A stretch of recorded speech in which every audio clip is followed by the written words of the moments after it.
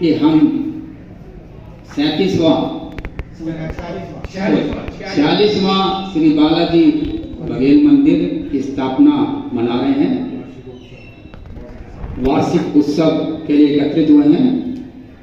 महंत जी ने बड़े परिश्रम से भगवान बालाजी पे आस्था रखते हुए उनके कार्य को जन जन तक पहुंचाने का जो बीड़ा उठा रखा है, उसमें भगवान इनको शक्ति दे और ऐसे ही सभी का ये उद्धार उनके आशीर्वाद से आप लोगों का भी करते रहे। आज वैसे हम स्थापना दिवस मना रहे हैं, लेकिन इसी के साथ हम हमारे एक वीरांगना, एक महापुरुष भीमाबाई होलकर जी की पुण्यतिथि है 164। आपने देखा होगा कि भारतवर्ष के अंदर अनेक महापुरुष वीर और वीरांगनाएं हुई, सबका अपना स्थान रहा है।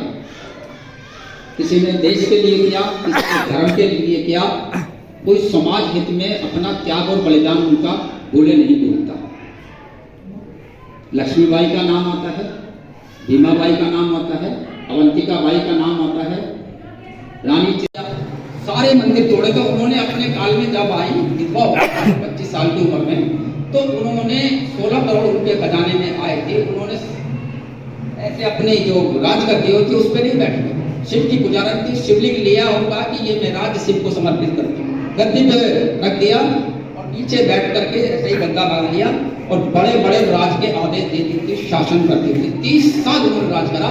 उनके खजाने के अंदर उस टाइम 16 करोड़ रुपए थे, 1 करोड़ साल की आई थी। उन्होंने कहा कि ये मेरा नहीं, ये सब ईश्वर का है, मैं इसमें पैसा खर्च नहीं करूंगी। और उन्होंने भारत में सभी टूटे हुए बड़े मंदिर, छोटे तो बनाए, बड़े, और 12,673 मंदिर, धर्मशाला, कुएं, बावड़ियां बनाई। अभी आपने देखा होगा कि मोदी जी ने काशी विश्वनाथ मंदिर में कॉरिडोर बनाया, उसमें 9 फुट की देवी अहिल्याबाई होलकर की मूर्ति भी लगाई।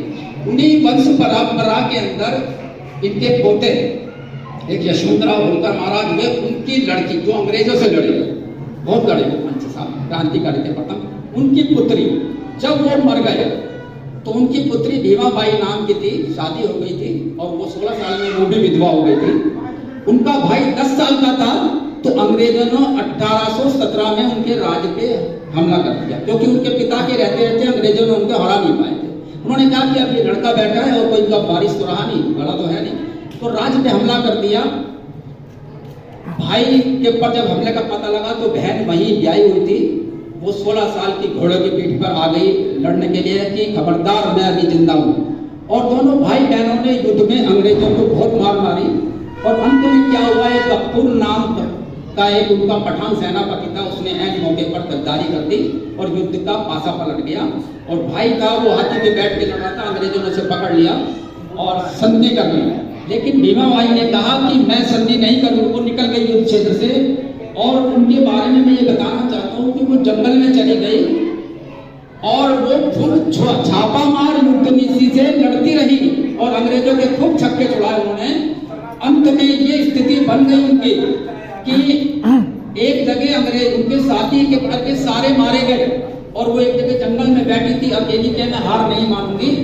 और उनके साथ 2 आदमी थे और वो आराम करेंगे पेड़ के नीचे। अंग्रेजों ने कुछ छोड़ रखे थे, धीरे धीरे उनको घेर लिया चारों तरफ से। जब तक उन्हें पता लगता तब तक लगा कि चारों तरफ से घिर चुकी है। अपने साथियों का तुम निकल जाओ, मैं देखूंगी। और वो जैसे ही अंग्रेज चारों तरफ से बढ़ने लगे और उन्होंने ऐलान किया कि आत्मसमर्पण कर दो, बहुत बड़ी थी। उन्होंने कहा ठीक है, वो घोड़े पे बैठी और धीरे